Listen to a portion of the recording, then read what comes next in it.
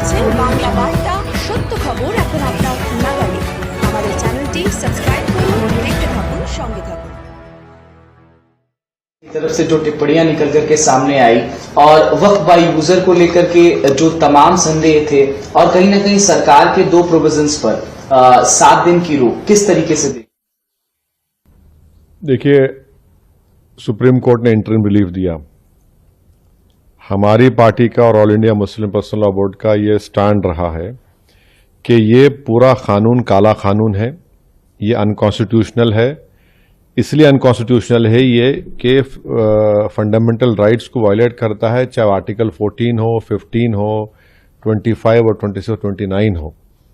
तो ये जो इंटरिम ऑर्डर है, इससे हटकर हम इसको कॉशियसली देखते हैं। क्यों देखते हैं? क्योंकि इसमें करीब 45-48 अमेंडमेंट्स हैं। एक अमेंडमेंट ऐसा है कि अभी जब हम बात कर रहे हैं, लिमिटेशन एक्ट अप्लाई हो रहा है, तो जितने लोग लैंड ग्रैबर्स हैं या एंक्रोचर्स हैं वो मालिक बन रहे हैं। और फिर वक्फ इवैक्यू प्रॉपर्टीज जो है वो खास तौर से देश में पूरी जगह पर और पंजाब हरियाणा में बहुत है, वो अब गवर्नमेंट कस्टोडियन में चले आएंगे, तो वक्फ बोर्ड से हम उसको लूज कर रहे हैं। तीसरा यह है कि सेक्शन 2 में जो ट्रस्ट एक्ट है, जो सुप्रीम कोर्ट ने जजमेंट में कहा था कि वो वक्फ की प्रॉपर्टी है, गवर्नमेंट ने सेक्शन 2 के जरिए पूरे ट्रस्ट को निकाल दिया वक्फ से। और इसका पहला फायदा होगा देश के सबसे बड़े दौलतमंद आदमी को, जिसने खोजा ऑर्फनेज पर अपना घर तामीर किया था, जिसका केस अभी सुप्रीम कोर्ट से है, तो सेक्शन 2 से उसको फायदा होगा। पूरे जो वक्फ जो ट्रस्ट है उसको ट्रस्ट है बोल के वक्फ से निकल जाएंगे। चौथा यह है कि ये 5 साल का प्रोविजन है। कौन तय करेगा कि 5 साल से प्रैक्टिसिंग मुसलमान है? और अगर कोई महिला होगी तो उसका कौन तय करेगा?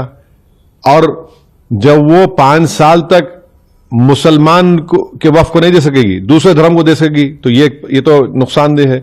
फिर गवर्नमेंट ऑफ इंडिया ऐसे रूल्स बनाएगी जिससे वक्फ कमजोर होगा, वो फेडरलिज्म का भी वायलेशन होगा। कलेक्टर आज भी किसी मुतवल्ली को ऑर्डर दे सकता है कि भैया आप इस तरह का काम करो जो उस मुतवल्ली और उसके वाकिफ के खिलाफ होगा। अगर नहीं सुनेगा तो जेल को जाएगा। तो इसमें ऐसे कई प्रोविजंस है, सेक्शंस हैं जो वक्फ बोर्ड को खत्म कर रहे हैं। तो एक लीगल बैटल तो हमारी कंटिन्यू रहेगी, हमारा प्रोटेस्ट भी कंटिन्यू रहेगा, क्योंकि सवाल सिर्फ पूरे लॉ के खिलाफ हम लोग हैं जो अनकॉन्स्टिट्यूशनल है और ब्लैक लॉ है, जो वक्फ को बचाने के लिए नहीं लाया गया है, जो वक्फ को लूटने के लिए, वक्फ को बर्बाद करने के लिए, छीनने के लिए लाया गया है। माननीय उच्चतम न्यायालय ने यह भी कहा कि ज्यादा पिटिशंस आई हैं उनको कहीं ना कहीं वो एक तरीके से दिखाई देती हैं, एक ही बात पिटिशन में आती है। तो कुछ पिटिशंस को सुनने की बात कही गई है। 5 ठीक है, सुप्रीम कोर्ट ने कहा है 5 पिटिशन सुनी जाएंगी, बहुत अच्छा है। हम तो यही चाहेंगे कि ऑनरेबल सुप्रीम कोर्ट इसको जल्द से जल्द सुने, क्योंकि इसमें ऐसे कई सेक्शंस है जिससे वक्फ को खत्म किया जा रहा है।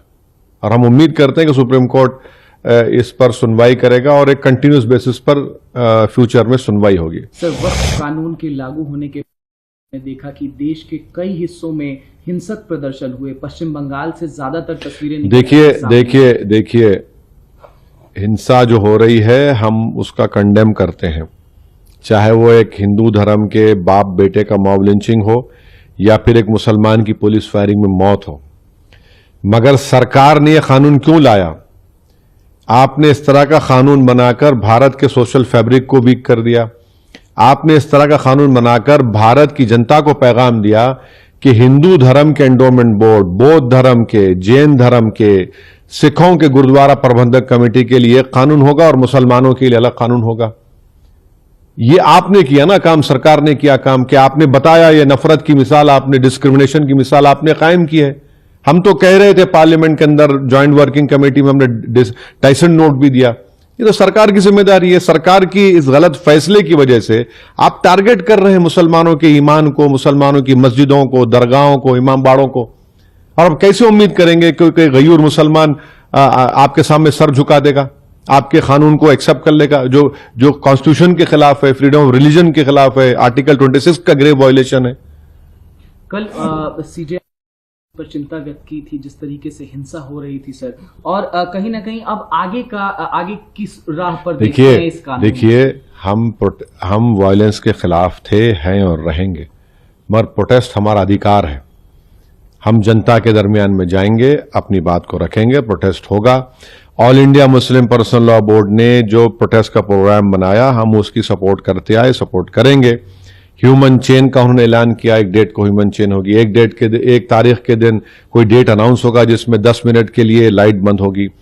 महिलाओं का प्रोटेस्ट होगा। प्रोटेस्ट तो डेमोक्रेसी की रूह है भाई, वरना अगर प्रोटेस्ट नहीं होगा तो फिर डिक्टेटरशिप रह जाएगी, फिर जमहूरियत कहां रहेगी, लोकतंत्र कहां रहेगा। प्रोटेस्ट पीसफुल होना चाहिए और पीसफुल होगा इंशाल्लाह।